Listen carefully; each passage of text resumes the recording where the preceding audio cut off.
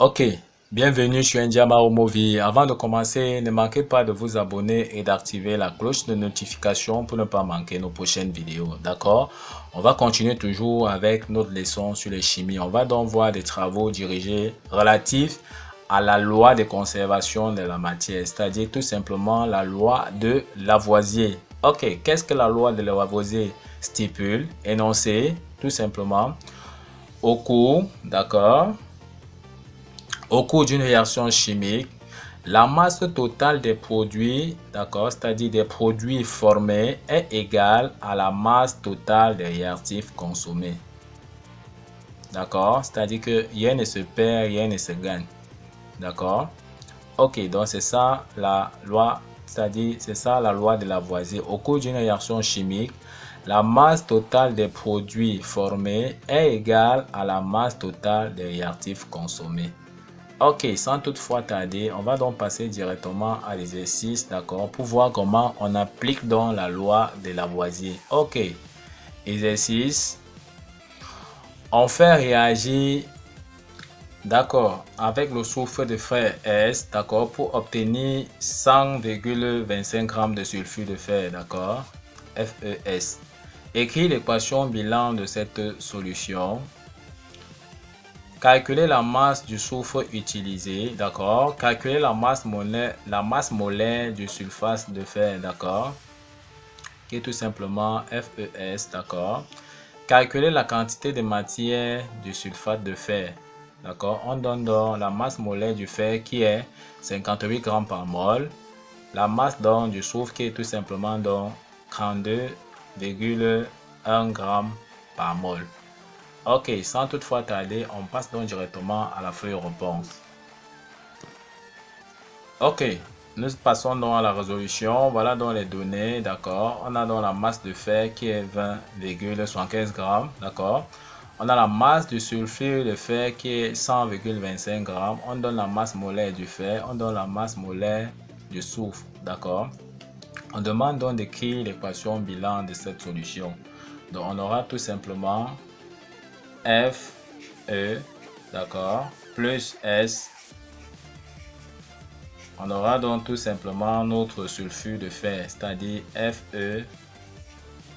FeS. D'accord, on regarde si l'équation bilan est équilibrée. On a donc un atome de fer, d'accord, ici et à droite un atome de fer. On a un S ici et S là, donc la réaction est équilibrée. Donc voilà l'équation bilan. On demande donc de calculer la masse du soufre utilisé. D'accord. Donc, pour ce faire, on va donc utiliser la loi de Lavoisier. C'est-à-dire, la masse donc, la masse de Fe plus S sera égale à la masse de sulfure de fer. D'accord. Donc, c'est-à-dire, la masse donc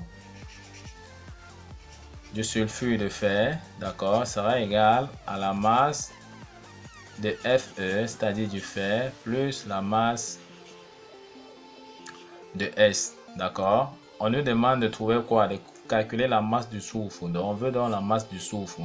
Donc, d'après la loi de Lavoisier, d'accord, la masse donc de Fe plus S sera égale à la masse de sulfure de fer, d'accord. C'est-à-dire la masse des produits, est égale à la masse des réactifs. Ok, dans la formule, on peut donc tirer tout simplement donc MS, c'est-à-dire la masse du soufre donc sera égale à la masse du sulfure de fer, FeS, d'accord, moins la masse de fer, Fe, d'accord. En remplaçant donc tout simplement la masse de sulfure de fer qu'on a donné 100,25 g, d'accord. On met ici donc 100,25 moins la masse de fer. La masse de fer, on a donné 20,75 g.